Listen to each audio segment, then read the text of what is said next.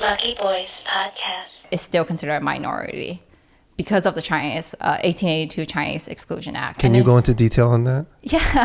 For those that don't know. Give us a tour. Yeah, give us a tour. What's up? So the 1882 Chinese Exclusion Act did three things, right? So it limited women and children coming into United States. It also made like getting citizenship really difficult. What was the third thing? Interracial marriage was forbidden, and also they set a strict quota of 105 Chinese laborers that could come in here.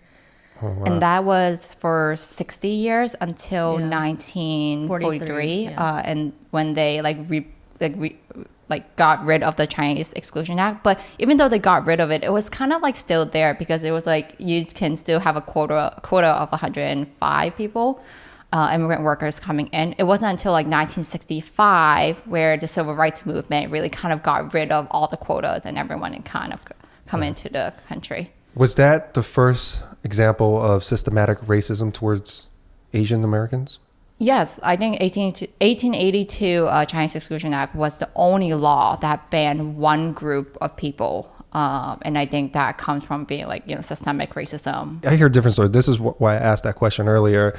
If fact checking some stories, because this is a story that I've heard, and it was from one of the activists that was on our show. And off the record, he was just telling me, well, the cameras weren't rolling, but we were having this conversation, and he believes that the Chinese Exclusion Act was put in place because there were a lot of Chinese men that were getting women outside of their own culture, and they didn't like that, and that became a huge issue. And it wasn't even the jobs, because they were in their own communities working for the most part.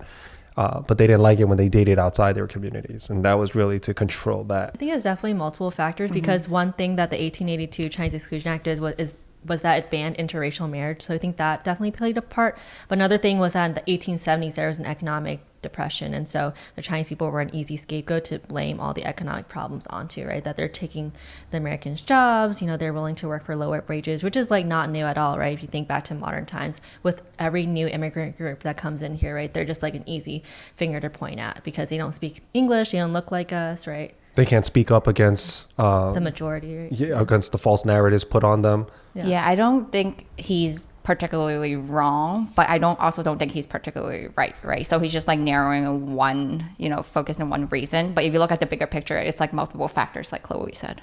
What do you think was the straw that broke the camel's back?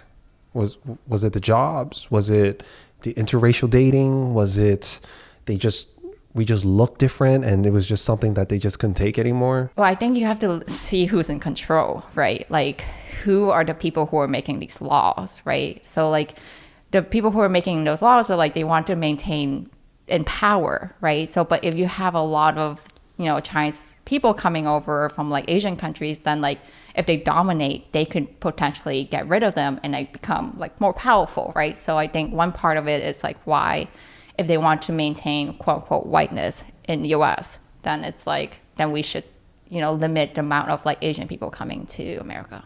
That's interesting. But back then, I don't think Chinese specifically, the Chinese population had any voting rights.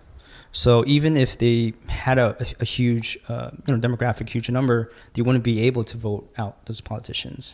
That is true, actually. Yeah. But I read that, there was a lot of disagreements about, labor laws and people like the Irish, they blamed the Chinese for, taking away jobs. And so they pushed the politicians to change laws to make sure that, this amount of work, is catered to them and not, it's catered to a specific demographic and chastise a different demographic. Yeah, so I think at the end it still goes back to like jobs and opportunities. Feeling threatened. Yeah. Lucky Boys Podcast.